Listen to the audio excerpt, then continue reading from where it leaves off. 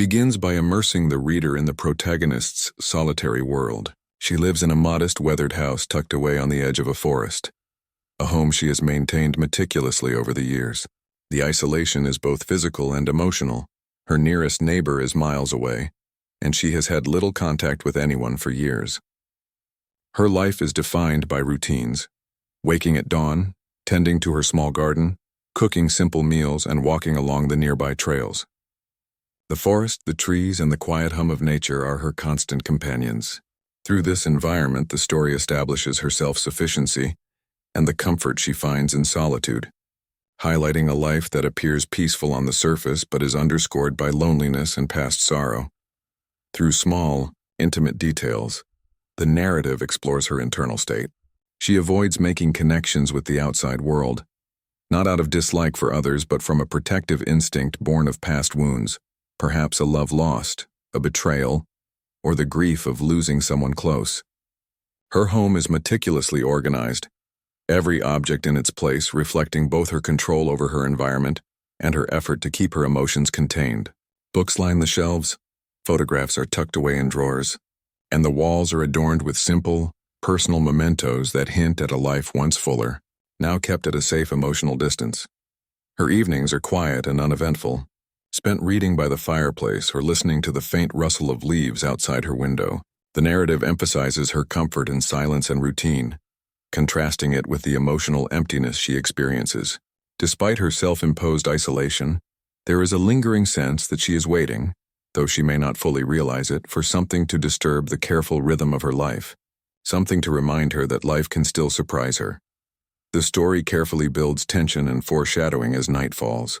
The protagonist is alone in her kitchen, preparing a simple dinner and reflecting on the years that have passed. The silence is almost tangible, a character in itself pressing against her ears and thoughts. It is in this profound quiet that the first subtle disruption occurs, a faint, distant sound that she initially dismisses. Then unmistakably, a baby's cry pierces the night, sharp and insistent, unlike anything she has heard in years. The sound is jarring, breaking through the cocoon of solitude she has built around herself. Her immediate reaction is a mixture of fear, confusion, and curiosity. She hesitates at the threshold of her home, unsure whether to investigate. The sound challenges everything she has constructed: her routines, her peace, and her emotional defenses. The narrative captures her inner conflict. Part of her wants to retreat, to maintain her safety in solitude, while another part, long dormant, feels a pull toward the vulnerability and need that the crying represents. The cry is not just a sound. It symbolizes the intrusion of life, unpredictability, and responsibility into her quiet world. Begins immediately after the piercing sound of the baby's cry disrupts the protagonist's quiet evening. The woman hesitates at the door, her heart racing with a mix of fear, curiosity, and instinctive caution. She is acutely aware of how long it has been since anyone sought her help or even visited her home. Her mind races through possibilities. Who would be out here in the night? Why is a baby alone? Could danger be near? The cry, which initially seemed distant, grows louder and more urgent as footsteps approach the door. It is no longer a distant sound, but a reality demanding immediate attention. The first visual impression of the stranger is crucial in this part. When she opens the door, she sees a man holding a baby swaddled in a thin, worn blanket. His appearance tells a story of exhaustion and desperation: dirt-streaked clothing, disheveled hair, and eyes that have been awake for far too long. He is polite but clearly strained, his voice trembling slightly as he asks if they can stay just for one night. The man's words are simple, but the sincerity and vulnerability in his tone immediately set the emotional stakes. This is a man who is not asking out of casual convenience. He is pleading for safety, warmth, and a momentary respite from whatever hardship or danger has driven him to her door. The protagonist's reaction is a complex mix of instinct and emotion. She wants to close the door and retreat back into the safety of her solitude, but something in the stranger's demeanor, combined with the baby's urgent cries, makes it impossible. Her training from years of living alone, her self-sufficiency, and her cautious nature urge her to keep the door closed. Yet a softer, long-dormant part of her, the part capable of empathy, compassion, and maternal instinct, pushes her to act. This internal struggle is a central focus of Part 2, highlighting her character depth. She is not simply a caretaker or a recluse. She is a woman wrestling with the decision to re-engage with life in the face of unexpected responsibility. The narrative emphasizes sensory details that deepen the scene. The night is cold, and the wind whips around her doorstep, causing her to instinctively pull her shawl tighter. The baby fusses and squirms, tiny fists clutching the thin blanket, amplifying the urgency of the moment. She notices the stranger's shaking hands as he adjusts the baby, his nervousness and exhaustion tangible. Every sound, the baby's wail, the stranger's quiet breathing, the creak of the door hinge, heightens the tension, mirroring the protagonist's internal conflict. This layering of external and internal stimuli ensures that the reader feels both the suspense and the emotional pull toward connection. Finally, she makes a tentative decision. With a cautious gesture, she opens the door wider and invites them inside, her voice soft but firm. She sets boundaries. They can stay, but only for the night. The stranger expresses relief, gratitude flickering across his tired face. The baby, sensing the warmth and safety inside, quiets slightly in response. This moment marks a turning point in the story. It is the first active choice she makes to break her solitude. Though small, it signals the beginning of transformation. She is no longer completely insulated from the world, and the arrival of the stranger and the baby introduces the first tangible thread of connection, responsibility, and potential change in her life. Focuses on the first night inside the protagonist's home, where the dynamics of proximity, trust, and emerging emotional connection begin to unfold. After the initial hesitation of letting the stranger and the baby inside, the house that once echoed only with silence is now alive with soft cries, small movements, and the faint shuffle of nervous footsteps. The protagonist observes them cautiously, assessing their behavior and intentions. Her home, carefully arranged and meticulously ordered, now bears the subtle chaos of life, blankets placed hurriedly, the baby's small toys scattered on the floor, and the stranger moving carefully through the space to avoid causing disruption. The stranger's gratitude is palpable but understated. He does not take her hospitality for granted. He works quietly to settle the baby, humming softly to soothe him, offering small smiles and maintaining a respectful distance. Through these actions, the narrative highlights his character, responsible, patient, and exhausted, yet fundamentally kind.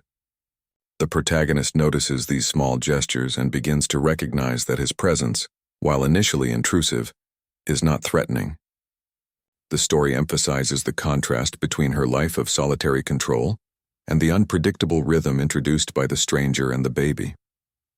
This contrast generates internal tension and curiosity, as she finds herself drawn into observing them and, even subtly, participating in their world. The baby becomes the bridge between them. His needs are immediate and undeniable, requiring feeding, soothing, and attention throughout the night. At first, she hesitates to intervene, unsure if she should involve herself. Yet instinctively, she finds herself picking up the baby during a particularly restless moment, feeling the warmth of his tiny body against her chest. This physical closeness awakens long-dormant maternal instincts and emotional responses. The narrative portrays this moment as transformative, a symbol of the first tangible step she has taken away from her self-imposed isolation, even if only for a brief, tender interaction. The baby's trust in her presence begins to create a subtle emotional bond. Throughout the night, the stranger attempts to offer conversation, though he is careful not to impose. Their exchanges are brief, polite, and tentative at first. Questions about the baby's routine, the weather, or the warmth of the room. Each word exchanged carries more weight than a casual conversation, because it represents a breach of the wall she has built around herself. She is learning to navigate social interaction again, balancing caution with curiosity. The narrative emphasizes this internal struggle. She wants to retreat to her familiar solitude, yet she also feels an emerging desire to connect, to help, and to care. The setting of her home becomes a character in itself. The fire crackles in the hearth, casting a warm glow on the simple furnishings. The smell of fresh bread or tea lingers in the kitchen, adding a sense of comfort and domesticity. These sensory details underscore the emotional shift taking place. Her home, once a symbol of her isolation, is now a temporary refuge not only for the stranger and the baby, but also for herself, as she begins to reconnect with feelings she had long suppressed. By the end of Part 3, The initial barriers of distrust and hesitation start to soften. The baby sleeps in her arms, and the stranger, sensing her care and willingness to help, relaxes. Though the night is far from over, the temporary home has become a safe space where connection, trust, and subtle intimacy can begin to grow. The protagonist experiences the quiet thrill of participating in someone else's life, feeling the first flickers of warmth, responsibility, and hope that will guide her journey forward. Delves into the emotional and narrative heart of the story, where the protagonist begins to learn about the stranger's past and the circumstances that brought him and the baby to her doorstep. Up until now, the focus has been on the immediate disruption of her quiet life and the cautious establishment of trust. This chapter shifts the focus inward, exploring the complexities of human vulnerability and the tentative steps toward connection. The scene often begins with a quiet, reflective moment in the temporary home. Perhaps the stranger is tending to the baby in the dim light of the kitchen or by the fire, while the protagonist sits nearby, observing silently. There is a palpable tension in the air. The stranger carries not only physical exhaustion but emotional weight. He hesitates, aware of the risk in revealing too much to someone he barely knows. The protagonist, in turn, is curious but apprehensive. She wants to help but fears involvement might pull her into complications she has long avoided. This interplay creates a rich emotional tension that drives the narrative. Eventually, the stranger begins to speak, perhaps in response to a direct question or prompted by the quiet comfort of her presence. He shares fragments of his story. Maybe he has been traveling long distances to escape danger, financial trouble, or a broken past relationship. The details are raw but measured. He offers enough to convey desperation and hardship, but not so much as to overwhelm the protagonist. These revelations serve multiple purposes in the story. They humanize the stranger, deepen the reader's empathy, and challenge the protagonist's assumptions about life outside her secluded world. As he speaks, the narrative explores her reactions. At first, she is guarded, listening politely while her mind evaluates the truth of his words. She notices small signs of authenticity, the strain in his voice, the subtle gestures he makes toward the baby, and the exhaustion etched into his features. Gradually, the walls she has maintained around herself begin to crack. She starts to feel empathy, recognizing that this man is not merely a stranger seeking shelter. He is a person carrying burdens that she, too, has once understood in her own way. The story draws parallels between their experiences, her years of solitude born from grief or loss, and his present struggle born from circumstances beyond his control. The baby, ever present, continues to act as a bridge between them. While the stranger speaks, the baby's interactions, reaching for the protagonist, curling into her arms, or fussing for attention, force her to engage physically and emotionally. This tactile, immediate connection reinforces her softening defenses, making the emotional impact of the stranger's words more profound. The baby's innocence and dependence illuminate the stranger's vulnerability, making it harder for her to remain detached. Part 4 also explores themes of trust and the risk of emotional exposure. The protagonist is confronted with a choice: to retreat into her familiar isolation, or to allow herself to respond with care, compassion, and perhaps even affection. This moment is critical. It marks the beginning of a conscious shift from emotional withdrawal to engagement with the world. By listening, empathizing, and offering small gestures of support, she exercises agency in choosing to open her heart, despite the uncertainty of the consequences. Marks a turning point in the story where emotional barriers begin to dissolve, and the first meaningful bonds are formed between the protagonist, the stranger, and the baby. Up until now, the protagonist has been cautious, observing, and participating only minimally. In this chapter, the narrative explores the gradual transformation of her emotional state as she engages more directly with the baby and the stranger, allowing warmth and connection to enter her once isolated life. The chapter opens with everyday interactions that highlight the developing bonds. The protagonist begins to take an active role in caring for the baby, feeding, changing, and comforting him when he cries. These tasks, though mundane, carry deep emotional significance. They serve as a bridge between her solitary existence and the vibrant, unpredictable life the baby represents. The physical closeness of holding the baby, feeling his small hands grasp her fingers, and soothing his cries evokes emotions she has long suppressed. This tactile interaction awakens a sense of nurturing and responsibility, making her feel needed and alive in a way her isolated life never did. The stranger's presence reinforces this growing connection. He observes her attentiveness and begins to trust her, sharing small pieces of information about the baby's routine, favorite lullabies, or comforting rituals. Their communication is initially practical but gradually becomes more personal. They exchange small smiles, subtle glances, and quiet laughter, moments that carry unspoken acknowledgement of mutual respect and understanding. Through these interactions, the narrative portrays how trust and emotional intimacy can develop slowly, especially when built on shared care and responsibility. The chapter also emphasizes the baby's role as a catalyst for connection. His innocence and dependence create natural opportunities for emotional engagement. He responds to the protagonist's touch and voice, forming a bond that transcends words. Each coo, giggle, or even cry that she successfully soothes reinforces her growing attachment, and the sense that her presence has meaning and impact in someone else's life. The baby's reliance on her introduces stakes. She is no longer living solely for herself, and this realization adds both tension and depth to her emotional journey. Part 5 also explores the subtle challenges of bonding. The protagonist struggles with moments of doubt, wondering if she is overstepping boundaries or becoming too emotionally involved too quickly. Similarly, the stranger wrestles with trust issues, wary of letting someone new into his and the baby's life. These tensions provide dramatic depth, showing that the formation of bonds is not seamless or immediate. It requires vulnerability, patience, and willingness to embrace uncertainty. The setting of the home becomes increasingly symbolic in this chapter. The once quiet house now carries the sounds of life, the baby's laughter, the shuffle of footsteps, and the soft murmurs of conversation. The warmth of the fire, the soft glow of lamps, and the comfort of blankets create a cocoon of safety and intimacy. This environment mirrors the emotional shift. The protagonist's heart, once closed and guarded, begins to feel safe enough to open, nurtured by the shared experiences of care, trust, and human connection. Introduces tension and conflict, testing the emotional bonds that have begun to form between the protagonist, the stranger, and the baby. Up until now, the story has focused on connection and tentative trust. But every meaningful relationship must face challenges, and this chapter serves as the catalyst for that test. It highlights the protagonist's growth while putting her new bonds and her willingness to trust under pressure. The chapter often begins with an external or internal disruption.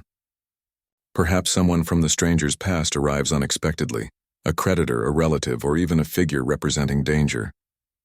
Alternatively, the challenge could be environmental, a sudden storm, a power outage, or a medical emergency involving the baby. Whatever the scenario, the situation immediately heightens stakes and urgency. The protagonist, accustomed to controlling every aspect of her quiet, orderly life, is forced to confront unpredictability and potential risk, both for herself and for the two vulnerable individuals now in her care. The narrative emphasizes her internal struggle. She experiences fear, anxiety, and hesitation, feeling the familiar pull toward retreat and self-preservation. Yet at the same time, the emotional bonds she has formed, the trust and connection with the stranger, and most importantly, the baby, compel her to act. These conflicting instincts create a rich psychological landscape. She is tested not only by external circumstances, but by the challenge of reconciling her cautious nature with her emerging compassion and sense of responsibility.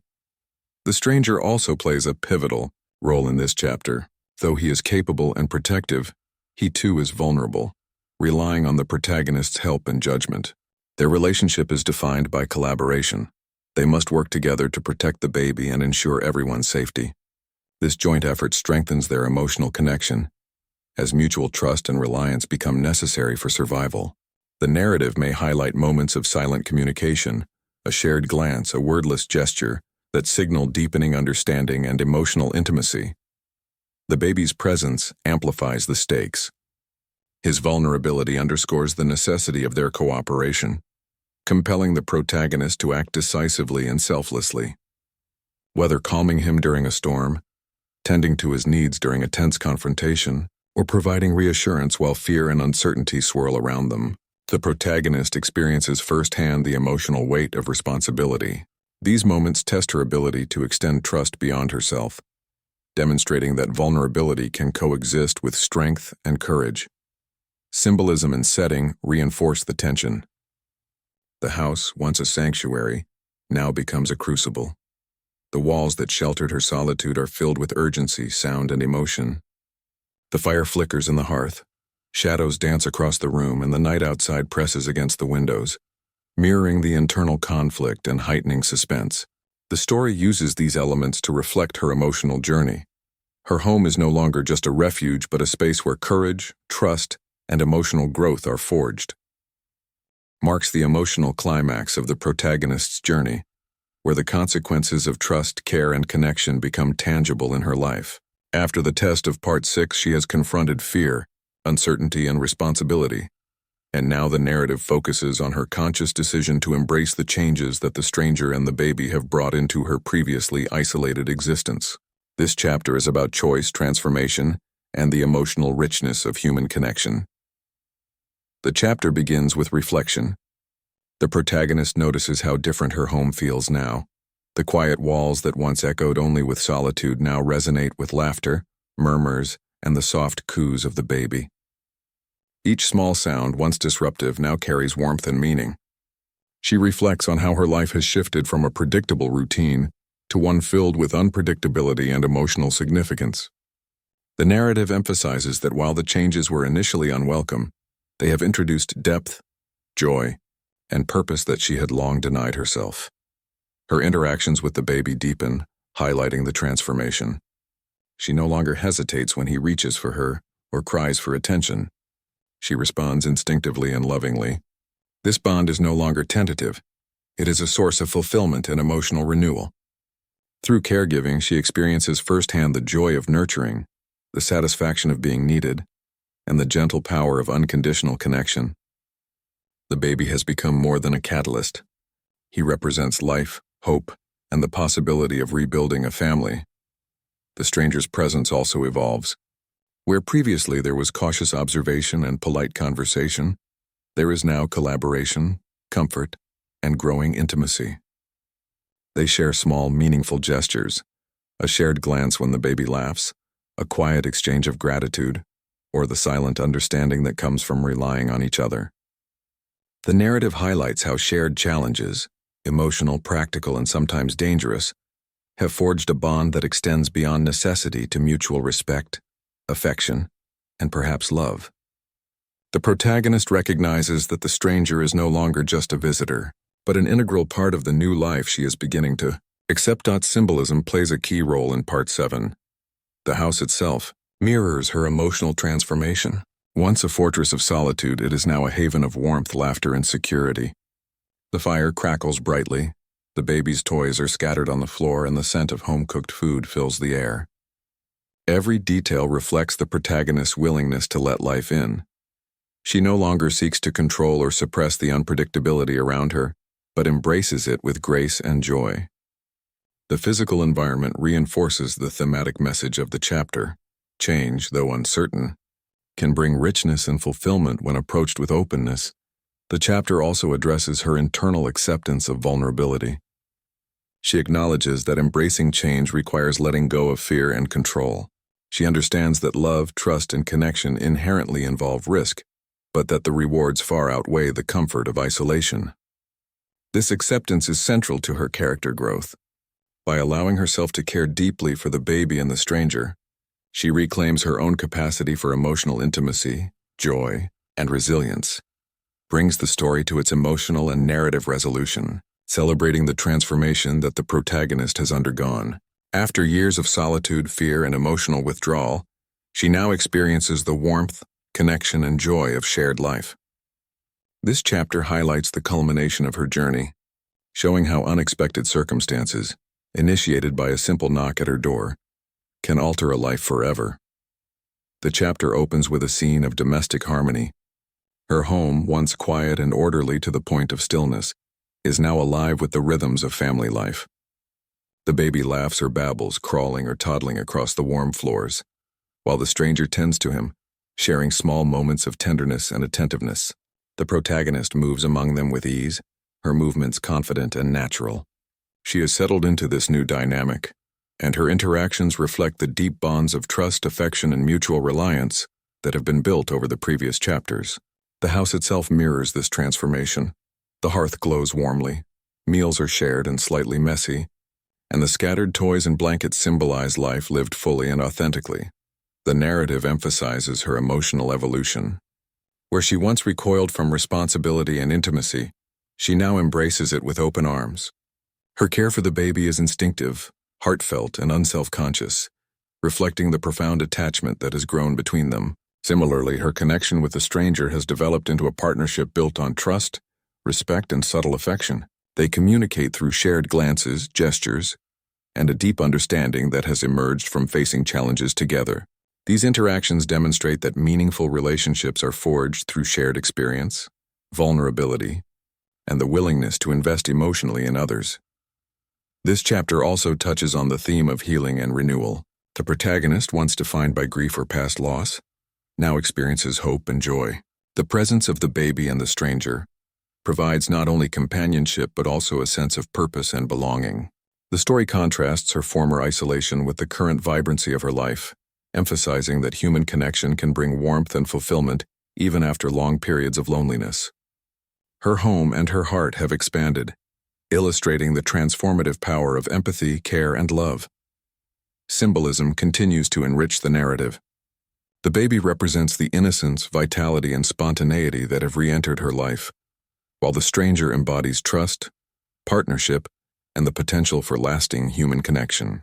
Their interactions create a microcosm of family life, highlighting the profound impact of openness and compassion. Even small, seemingly mundane moments, a shared laugh, a quiet evening by the fire, a bedtime routine, carry emotional significance, reinforcing the story's central theme that ordinary actions can build extraordinary bonds. The chapter closes with a sense of enduring stability and hope. The protagonist has fully embraced her role in this newfound family, her emotional journey complete in terms of opening her heart. Though life itself continues with its natural uncertainties, she now understands that love, trust, and connection require courage, but they are also deeply rewarding. The story concludes with the affirmation that her life, once defined by silence and solitude, is now rich with sound, laughter, warmth, and the promise of the future.